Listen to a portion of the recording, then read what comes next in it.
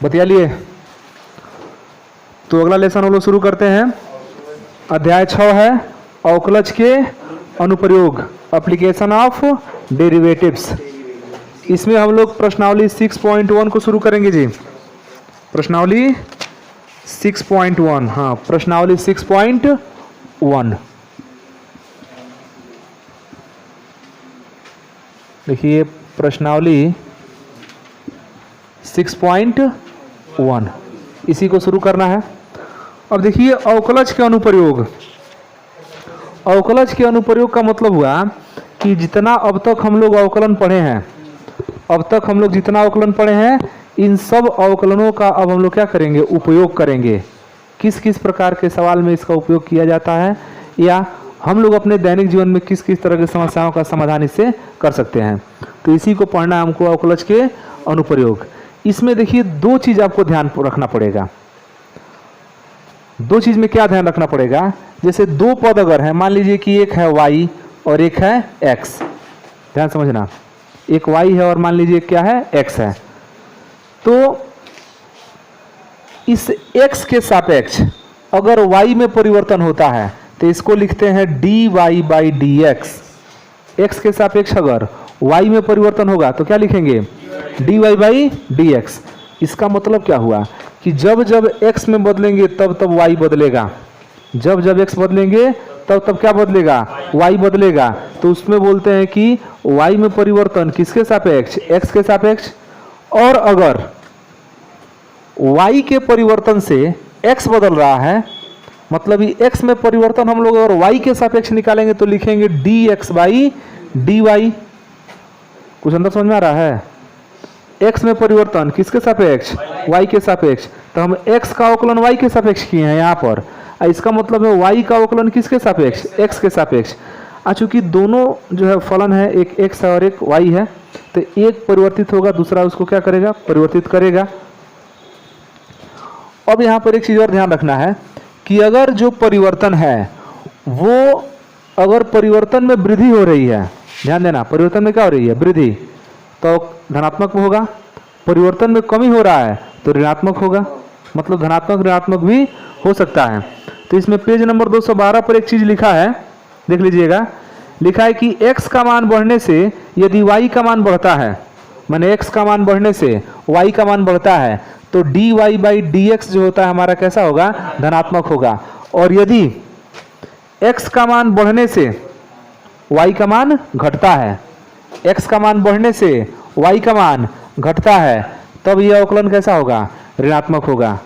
ध्यान देना, यहाँ पर x के बढ़ने से y बढ़ रहा है, ध्यान देना, दोनों का तीर ऊपर मतलब क्या, बढ़ रहे हैं। तो x के बढ़ने से y भी क्या हो रहा है, बढ़ रहा है। लेकिन अगर x के बढ़ने से y क्या हो जाए, घट जाए, तो फलन हमारा जो फलन का अवकलन होगा कैसा आएगा, ऋणात्मक आएगा। ये चीज है। कभी कभी हमको जरूरत पड़ता है ना, जैसे मान लीजिए कोई फलन a हो गया, a कोई फलन हो गया, और इसका जो परिवर्तन है वो कभी कभी t के सापेक्ष लेना पड़ता है। किसके सापेक्ष, तो हम इसको लिख देते हैं dA बाई dt, कोई दिक्कत नहीं है। y का अवकलन किया है x के सापेक्ष तो dA बाई dx लिखे हैं, a का अवकलन करेंगे t के सापेक्ष तो dA बाई dt, a का अवकलन r के सापेक्ष करेंगे तो dA बाई dr। समझ रहे हैं, जिसके सापेक्ष अवकलन करना है उसी को नीचे लिखते हैं बटा में। तो यही सब चीज इसमें ध्यान देना है। बाकी प्रश्नों को थोड़ा सा ध्यान पूर्वक जब पढ़ेंगे तो हमको ये समझ में आएगा कि हमको किस में परिवर्तन करना है और किसके सापेक्ष परिवर्तन करना है। तो ये सब चीज़ें प्रश्नों को पढ़ने के बाद ही समझ में आएंगी। फिलहाल इसमें कोई विशेष सूत्र नहीं है, समझ रहे हैं। इस एक्सरसाइज में कोई विशेष फार्मूला नहीं है, बस एक ही फार्मूला है जो हमको याद रखना है कि किस में परिवर्तन हो रहा है और किसके सापेक्ष परिवर्तन हो रहा है। y में परिवर्तन x के सापेक्ष तो dy बाई dx, x में परिवर्तन y के सापेक्ष तो dx बाई dy, a में परिवर्तन t के सापेक्ष तो dA बाई dt। तो ये इस चीज़ों की थोड़ा ध्यान रखना है। तो हम लोग आते हैं प्रश्नावली 6.1 पर। इसमें आपका पहला क्वेश्चन है, इसमें सभी प्रश्नों को बनाना है एकदम ध्यान से। पहला प्रश्न है कि वृत्त के क्षेत्रफल में परिवर्तन की दर, ध्यान देना, वृत्त के क्षेत्रफल में परिवर्तन की दर इसकी त्रिज्या r के सापेक्ष ज्ञात करना है, ये ना करना है जी। जबकि r बराबर दे रहा है 3 सेंटीमीटर। ध्यान देना, पहले कंडीशन में कितना दे रहा है, r बराबर 3 सेंटीमीटर। अच्छा, परिवर्तन किस में पूछ रहा है, ध्यान से समझिए। वृत्त के क्षेत्रफल के परिवर्तन की दर इसकी त्रिज्या r के सापेक्ष ज्ञात कीजिए। ये बताइए, क्षेत्रफल को हम लोग किससे दिखाते हैं, a से। क्षेत्रफल किसे दिखाते हैं, त्रिज्या किसे दिखाते हैं, तो क्षेत्रफल में परिवर्तन की दर ज्ञात करना है। देखिए, हम लोग क्षेत्रफल को a से दिखाते हैं, त्रिज्या किसे दिखाते हैं, त्रिज्या को दिखाते हैं r से। तो क्षेत्रफल में परिवर्तन की दर निकालना है, मतलब कि dA निकालना है, किसके सापेक्ष, r के, त्रिज्या के सापेक्ष। dA बाई dr हमको निकालना है, समझ रहे हैं, dA बाई dr। तो जब dA बाई dr निकालना है तो इसका मतलब a बराबर कुछ हमको प्राप्त होना चाहिए। जैसे आप dy बाई dx जब निकालते हैं तो आपको पहले से पता रहता है कि y बराबर कुछ है, उसी का अवकलन करते हैं। तो यहाँ हमको dA बाई dr निकालना है, मतलब a बराबर कुछ तो होना चाहिए, कोई ना कोई फलन होना चाहिए ना। अब उसी फलन को हम लोग लिखते हैं, और इसको लिखने के लिए थोड़ा सा प्रश्न को ध्यानपूर्वक पढ़ना पड़ेगा। इसमें क्षेत्रफल में परिवर्तन पूछ रहा है ना जी, क्षेत्रफल में परिवर्तन पूछ रहा है। तो हम लोग माने कि माना वृत्त का क्षेत्रफल कितना है, a है, लिखेंगे माना, माना वृत्त का क्षेत्रफल a तथा त्रिज्या r है। माना वृत्त का क्षेत्रफल a तथा त्रिज्या, और इसी a में परिवर्तन निकालना है किसके सापेक्ष, r के सापेक्ष। तो पहले हम a फलन हम बनाए, मतलब a का सूत्र लिखे। तो क्या होता है formula, a equal to pi r square. वृत्त का क्षेत्रफल, क्षेत्रफल का फार्मूला क्या होता है, पाई r स्क्वायर, ये ना होता है। अब यही a का अवकलन किसके सापेक्ष करना है, r के सापेक्ष। तो क्या लिखेंगे, r के सापेक्ष अवकलन करने पर, r के सापेक्ष अवकलन करने पर dA बाई dr, क्षेत्रफल में परिवर्तन त्रिज्या के सापेक्ष, dA बाई dr हो गया। पाई कांस्टेंट है और r स्क्वायर का अवकलन होगा 2r। जिस तरह x स्क्वायर का अवकलन 2x होता था, उसी तरह r स्क्वायर का अवकलन कितना हो जाएगा, 2r। मतलब कि हो गया, देखिए 2 पाई r, ए ना जी। अब पहले कंडीशन में r का मान कितना दे रहा है, 3 दे रहा है। तो चूंकि r इक्वल टू 3 सेंटीमीटर, तो मान रख दीजिए r का मान। तो dA by dr equal to, देखिए 2 पाई i इंटू 3, तो 3 दूना 6 पाई हो गया। तो 6 पाई। अब मात्रक कैसे लिखेंगे, ध्यान से देखिए, ऊपर a है, नीचे r है ना। तो a क्षेत्रफल है, क्षेत्रफल का मात्रक सेंटीमीटर स्क्वायर, चूंकि ये सेंटीमीटर में दिया है त्रिज्या, इसीलिए हम सेंटीमीटर लिख रहे हैं, सेंटीमीटर स्क्वायर। और r त्रिज्या है प्रति सेंटीमीटर। अब होशियार बन के सेंटीमीटर सेंटीमीटर काट मत देना, ऐसे रहने देना। 6 पाई सेंटीमीटर स्क्वायर प्रति सेंटीमीटर, ठीक है। दूसरे कंडीशन में क्या दिया है, सेकंड वाले में, कि r बराबर कितना, 4 सेंटीमीटर। तो परिवर्तन की दर कितना होगा, तो निकाल दीजिए, dA by dr equal to 2 pi, जहां 3 है तहाँ 4 ना हो जाएगा।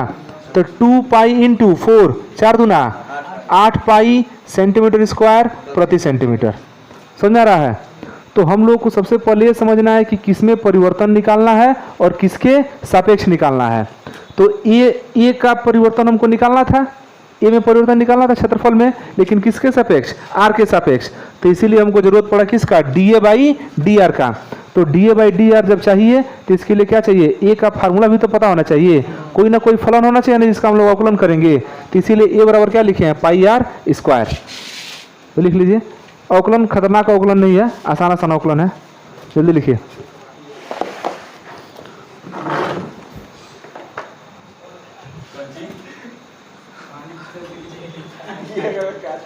चलिए देखिए दूसरा क्वेश्चन, देखिए लिख रहा है कि एक घन का आयतन 8 सेंटीमीटर क्यूब प्रति सेकेंड की दर से बढ़ रहा है। घन का आयतन, समझ रहे हैं, घन का आयतन किस दर से बढ़ रहा है? 8 सेंटीमीटर क्यूब प्रति सेकेंड की दर से बढ़ रहा है। तो यहाँ पर लिख देते हैं आयतन में वृद्धि, आयतन में वृद्धि। अब पीछे पंचायत नहीं करो, आयतन में वृद्धि कितना हो रहा है? 8 सेंटीमीटर क्यूब प्रति सेकेंड, ये ना जी, 8 सेंटीमीटर क्यूब प्रति सेकेंड की दर से बढ़ रहा है। अब पूछ रहा है कि पृष्ठ क्षेत्रफल किस दर से बढ़ रहा है, जबकि इसके किनारे की लंबाई कितना है? 12 सेंटीमीटर। तो किनारा इसका, किनारा मतलब भुजा समझिए, किनारा मतलब भुजा कितना? 12 सेंटीमीटर। अच्छा, पूछ क्या रहा है? पूछ रहा है कि पृष्ठ क्षेत्रफल किस दर से बढ़ रहा है? पृष्ठ क्षेत्रफल। तो पृष्ठ क्षेत्रफल को हम लोग ए से दिखाएंगे, क्षेत्रफल है तो किसे दिखाएंगे? ए से। और आयतन को किसे दिखा रहे हैं? भी से। आयतन को किसे दिखा रहे हैं हम? भी से। तो इसको थोड़ा मान लें, तो लिखते हैं यहाँ पर कि माना, जो चीजें चाहिए उसको लिखना पड़ेगा ना हम लोग को। तो लिखते हैं माना घन की भुजा, भुजा को ए से दिखा देते हैं, माना घन की भुजा ए,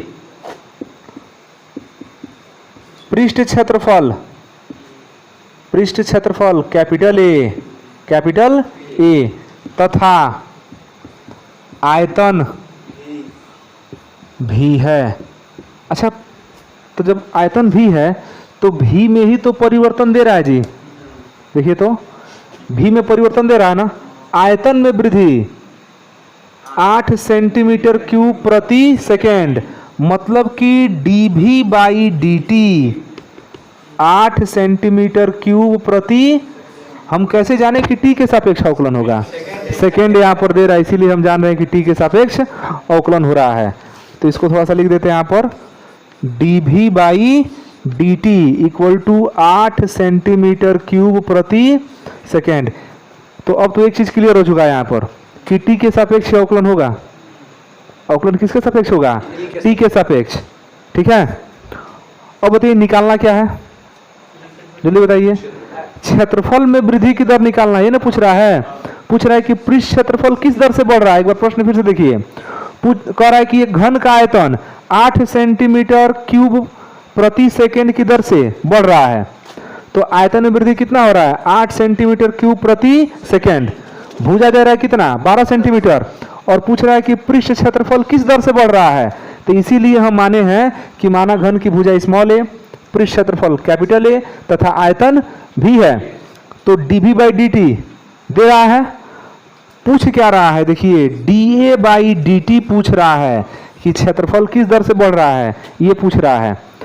तो जब ये पूछ रहा है तो हमको ए का सूत्र लिखना पड़ेगा, तभी ना ए का अवकलन करेंगे। जिस तरह अभी वृत्त था इसके पिछला वाला क्वेश्चन, हाँ अभी जो वृत्त का लिखे थे तो वृत्त में dA बाई dr निकाले थे ना, तो ए का सूत्र लिखना पड़ा था। इसी प्रकार हम घन के लिए भी किसका सूत्र लिखेंगे? ए का सूत्र लिखेंगे। तो बताइए घन के लिए ए का सूत्र क्या होता है, जल्दी बोलो। घन के लिए ए पृष्ठ क्षेत्रफल है, दिमाग दौड़ाओ। ए क्या है? पृष्ठ क्षेत्रफल। घन देखो इस तरह से, तुम लोग भूल जाते हो ना, गड़बड़ी है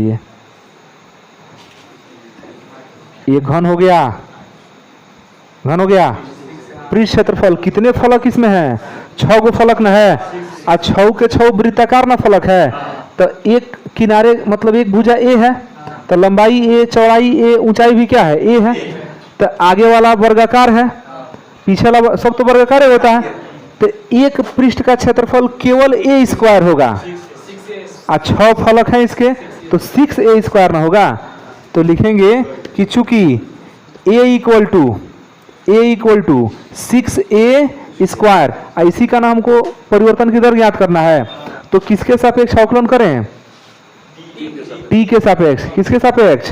t के सापेक्ष। ध्यान देना, लिखेंगे t के सापेक्ष अवकलन करने पर लिख देना dA बाई dt, यही ज्ञात करना है। लेकिन ध्यान देना t के सापेक्ष कर रहे हैं, a है तो समस्या होगा ना। तो कुछ देर के लिए इस ए को टी मानेंगे तो 6, इसको कुछ देर के लिए टी मानिए तो टी का स्क्वायर 2t होगा ना, तो ये हो जाएगा 2 इंटू ए, 62 मत समझना, गुणा है, ठीक है। अब ए को हम टी माने हैं तो दोबारा अवकलन करेंगे तो D A by D T, ये लाइन समझ में आया है। हमको परिवर्तन किसमें ज्ञात करना है? टी में नहीं ज्ञात करना है, पृष्ठ क्षेत्रफल में परिवर्तन ज्ञात करना है। तो पृष्ठ क्षेत्रफल कितना है? ए है, और ए में हमको ज्ञात करना है कि ए किस दर से क्या हो रहा है, बढ़ रहा है। मतलब हमको D A by D T ज्ञात करना है। टी के सापेक्ष हमको अवकलन करना पड़ेगा, यहाँ पर दिख रहा है टी के सापेक्ष, ठीक है। तो वही हम ए का अवकलन किसके सापेक्ष किए हैं? टी के। तो बताइए ए का अवकलन करने के लिए हमको ए का फार्मूला भी तो पता होना चाहिए। तो ए का फार्मूला क्या होता है? ए इक्वल टू 6a स्क्वायर, पृष्ठ क्षेत्रफल घन के 6 पृष्ठ क्षेत्रफल, 6 गो पृष्ठ होंगे, फलक कितना होगा? 6 होगा। तो एक का क्षेत्रफल ए स्क्वायर, तो ऐसा ऐसा 6 गुना है तो उसका हो जाता है 6a स्क्वायर। अब उस 6a स्क्वायर का अवकलन करेंगे तो ए का अवकलन करें टी के सापेक्ष, तो टी रहता है तब ना आसानी से अवकलन कर लेते हैं। यहाँ पर क्या दिया है? ए दिया है। तो जब ए दिया है तो ए को कुछ देर के लिए क्या मानेंगे? टी मानेंगे। तो टी मानेंगे तो 6 तो कांस्टेंट है, इसको टी स्क्वायर अगर हम मानते हैं तो 2 घात आगे चलना आता है, और टी के घात में से घट जाता है, तो 2 में से घट जाता है कितना बचेगा? 1 बचेगा, तो 2t ना बचेगा। तो वही हम किए हैं, इसको टी माने हैं तो 2 कहाँ चलाएगा? आगे, घात में से वो कम हो गया तो 2a हो गया। और चूंकि ए को क्या माने हैं? टी माने हैं, तो एक बार और अवकलन करते हैं तो D A by D T, ये वही एक्स वाला कंसेप्ट है। वहाँ एक्स में रहता था तो एक्स के सापेक्ष अवकलन करते थे, यहाँ किस में है? हमको टी के सापेक्ष अवकलन करना है। वहाँ एक्स के सापेक्ष करते थे तो कुछ देर के लिए वहाँ पर एक्स माना जाता था, यहाँ टी के सापेक्ष कर रहे हैं तो हम टी मान रहे हैं, और कोई अंतर नहीं है। इसके बाद देखिए 6 दूना 12, D A by D T equal to हो गया 12। ए का मान बताइए कितना है? ए का मान 12 सेंटीमीटर है, 12। अभी भी ये समस्या बन गया कि अब D A by D T कहाँ से ले आएंगे? क्यों जी, समस्या है कि नहीं है? तो समीकरण इसको क्या बना देते हैं? एक बनाते हैं, कहीं से ना कहीं से ले आना पड़ेगा ना, D A by D T. तो इसके लिए ये काम में ले आएंगे। आखिर ये दिया है तो कुछ ना कुछ सोचिए कि नहीं दिया होगा। तो चूंकि भी दिया है ना, भी में परिवर्तन, तो हम लोग जानते हैं कि चूंकि भी इक्वल टू ए क्यूब, घन का आयतन भी, घन का आयतन भी का फार्मूला होता है भुजा का क्यूब। एक बार अवकलन कीजिए तो टी के सापेक्ष अवकलन करने पर डी भी बाई डी टी, इसको थोड़ी देर के लिए क्या मानेंगे? फिर टी मानेंगे, और 3 कहाँ आएगा? आगे, तो 3a स्क्वायर इंटू, फिर a को t माने है ना, एक बार अवकलन कीजिए D A by D T आ गया। देखिए सब मान पता है, D V by D T हमको 8 पता है, 8 लिख दिए तो जी 3 a स्क्वायर मतलब 12 का स्क्वायर। देखिए ना, भुजा हम लोग का ये पता है, भुजा ये पता नहीं है जी, 12 का स्क्वायर, और D A by D T, D A by, अब यहाँ से निकालेंगे क्या? D A by D T, तो लिखेंगे D A by D T, तो 8 बटे 8 है, बटा हो जाएगा 3 गुणे 144। कोई दिक्कत इसमें? डी निकल गया। तो जब ये निकल गया तो इसी मानों को उठाए कहाँ रहते हैं? समीकरण 1 में। अतः समीकरण 1 से क्या करेंगे? मान रखेंगे। समीकरण 1 में कमी किसकी है?